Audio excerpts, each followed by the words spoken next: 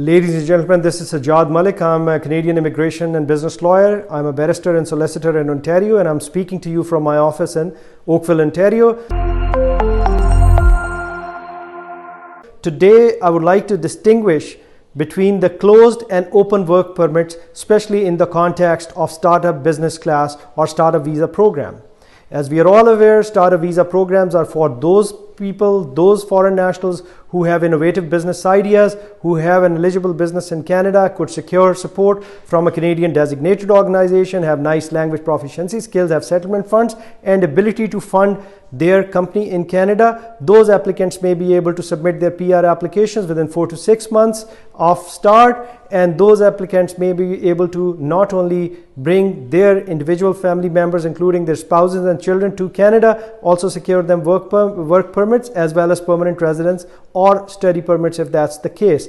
Now, previously, those people out of these entrepreneurs who were essential members of the company could come to Canada on a work permit, which initially would be issued for 1 year's time, and then later on they could extend their status. But these people could come on that open work permit within the period of processing of their PR applications, and then could work towards their startup company in Canada. They could also bring their spouses on open work permits who could find another job unrelated to the startup company, and their dependent children could come study in Canada on study permits while they wait for their PR application approval, while the principal applicant develops the business in the startup business in Canada. Now, with the upcoming changes, the government would be issuing open work permits to these startup candidates. They would be issued not only to essential, but also to the non-essential members.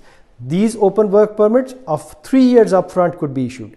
Now, this will give the ability to these entrepreneurs, startup entrepreneurs, not only work in Canada towards their company, towards developing their business, but they could also be able to find another job in Canada, another employer in Canada, and start earning some income from there. This is a massive change.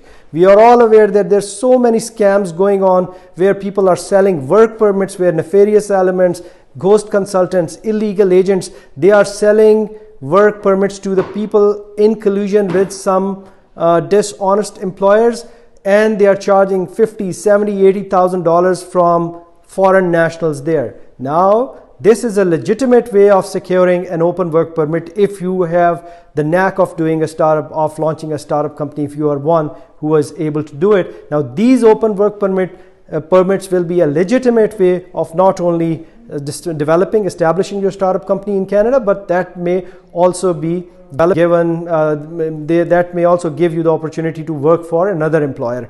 The bottom line is that this change is a great change whenever it would be introduced, and this would enable so many of you to come to Canada with a lesser amount of less anxiety in your. So if you like the video, please click the like button and subscribe to the channel. You're most welcome to get in touch with my firm, and we'll be happy to assist you in your startup visa journey. Thank you very much once again.